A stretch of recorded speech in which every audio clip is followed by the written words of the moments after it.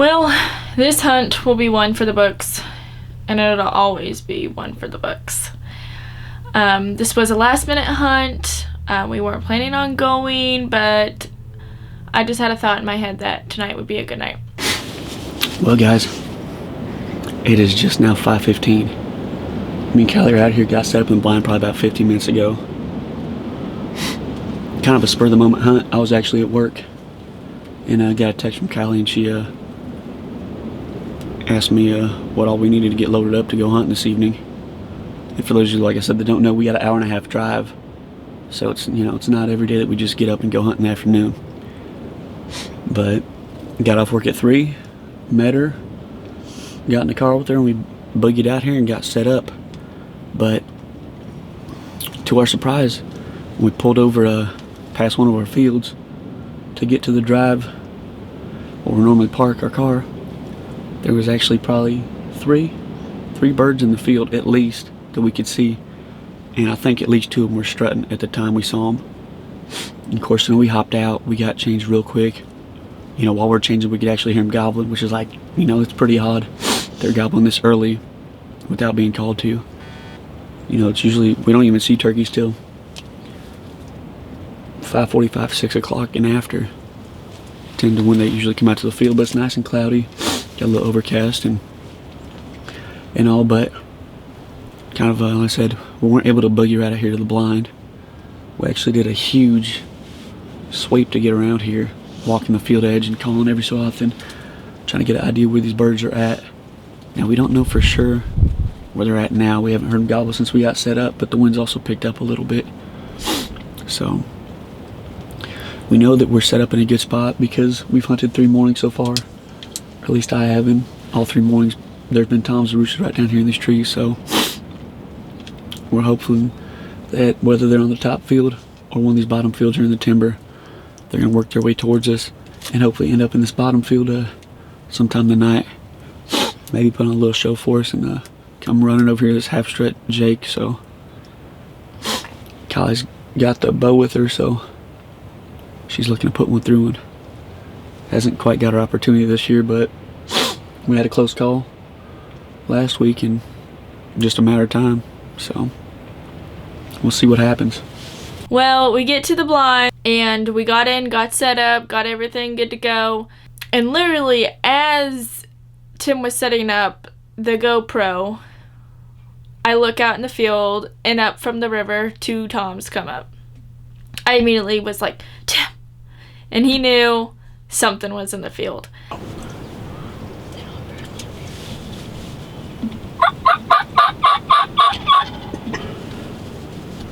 Yes, I do.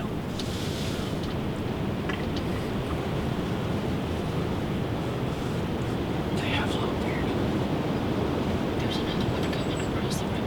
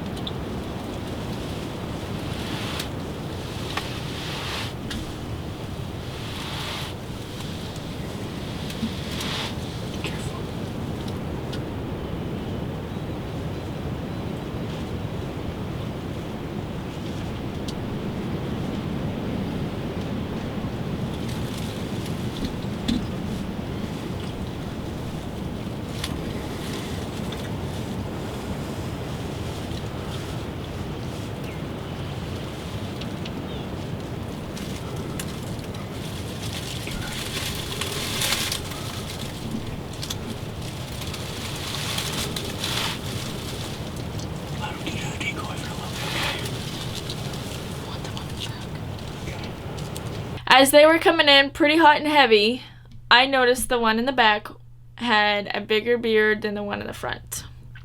So I whispered to Tim, I want the second one.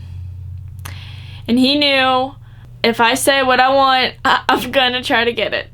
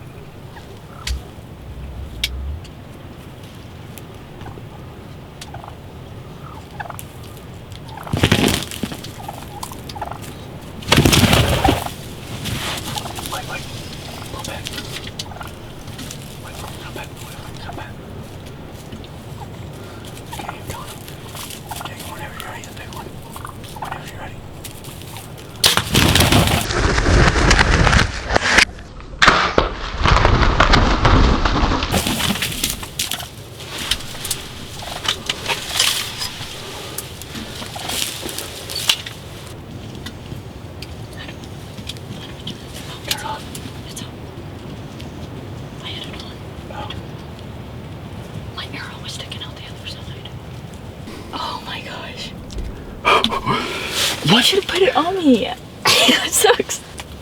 You smoked him. I was a little worried when he sat there and kicked him and got up and flew away a little bit. I know. The other bird has no idea though still. And then I was like, I'm waiting for him to come back. You did. The whole time up here I said, I want the one in the back. Yeah. I want the one in the back. And I did. Oh my gosh. To be clear, I really didn't know what went on, but I knew I had a turkey down. We just did that last interview 15 minutes ago. And I'm sitting here setting up the GoPro behind me. And while I'm doing that, she goes, Tim? And I'm like, what? And these birds were right across from us. What, 30 yards? About 40 or 50 yards. And they're right there. So I start calling because they started heading back towards the rooster. I thought they saw me moving. I thought about Get shooting another him. arrow, get another arrow ready. Get another arrow ready.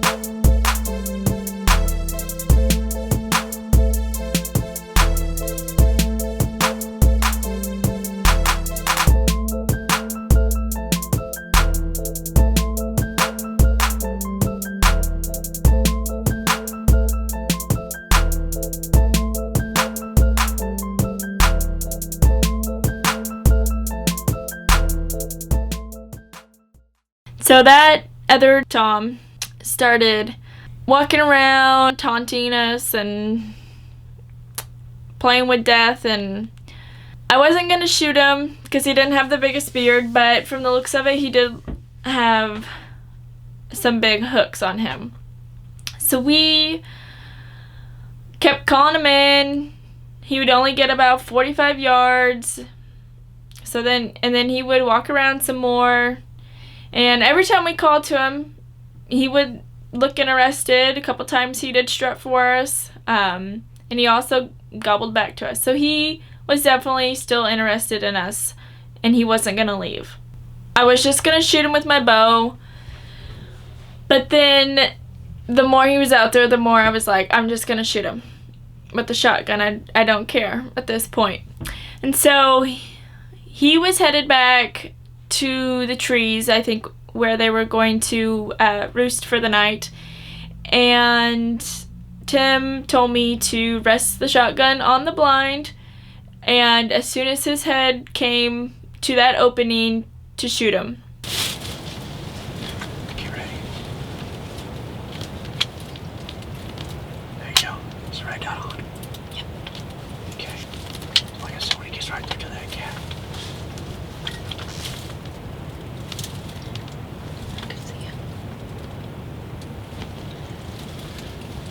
not too bright? Is it gonna be too bright? Yeah. Turn it down to 2. Then look again. Better. That better? Yeah. Okay, get ready. Just about any time now. I'll see if I can stop him.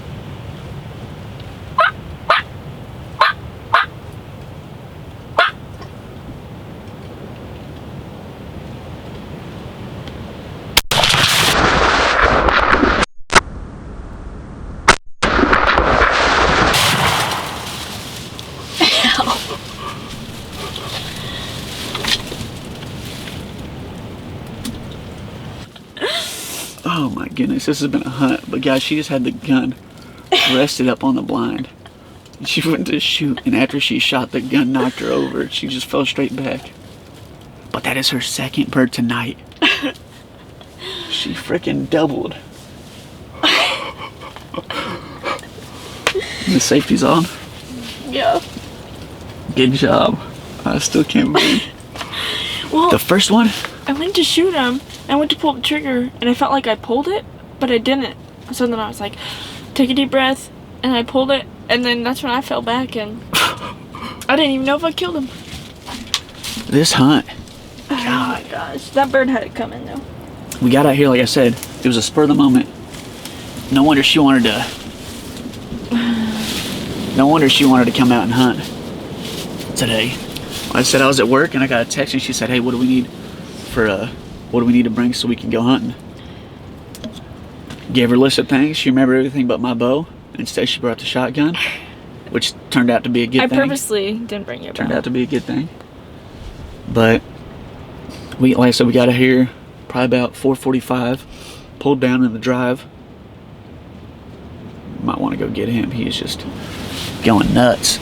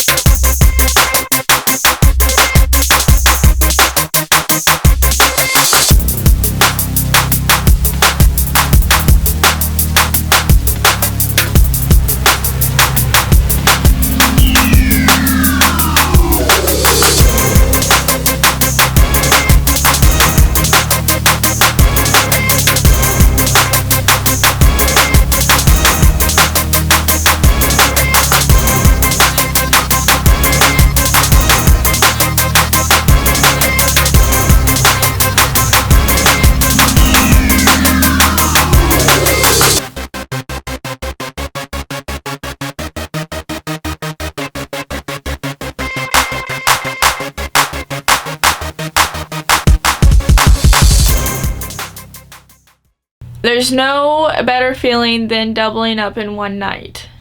Tagged out early in the season, which is a plus for me. We have busy weekends coming up, a lot of wedding things going on, a lot of friends getting married, so I definitely am proud to say that I tagged out. Just a real quick recap of today's hunt. I mean, it's one for the books by far, but it's just unbelievable. I mean, Kiley, like I said, I'm at work. I get a text while I'm on break and see she's wanting to go hunt and ask me what we need so she can load her car up and meet me, so I don't have to drive all the way home, change and then go. Lose a lot of time doing that. Like I said, it's an hour-and-a-half drive for us, so it's not like we can just hop in the truck and be there in 10-15 minutes. So it's kind of a planned thing, and told her what we needed. She met me, we drove out here, got out here probably about 4:45, pulled up, saw these two guys actually strutting, in a field from the road. So, you know, we immediately got out of the car, changed real quick, grabbed all our gear, and we actually had to go way up here in this side field, actually, this backfield, and hang out in the timber and just walk the timber line very carefully, thinking these birds were going to be down here in this roosting area where they've roosted. I mean, every morning we've come out here, they've been up in these trees one way or another. So we knew we'd have good luck coming back to this exact same site that I shot my bird, that my buddy just, you know, missed a opportunity at a bird. And, you know, it definitely paid off. I was gobbling all the way around the timber, making sure we kept an eye on where these birds were at, making sure they didn't see us, and got set up. You know, we're set up for about 15 minutes to hear a gobble. I was a little worried maybe they saw us, caught us through the timber or something, and, you know, they started hammering again. Got a little windy for us, but I was setting up the GoPro right there behind us, and next thing I know, you know, I'm looking back there trying to set it up, get it working, and I hear Kiley say, you know, Tim, and then, you know, the tone of voice, I just knew, like, they're out there. Little did I know they were right there right there by us, though.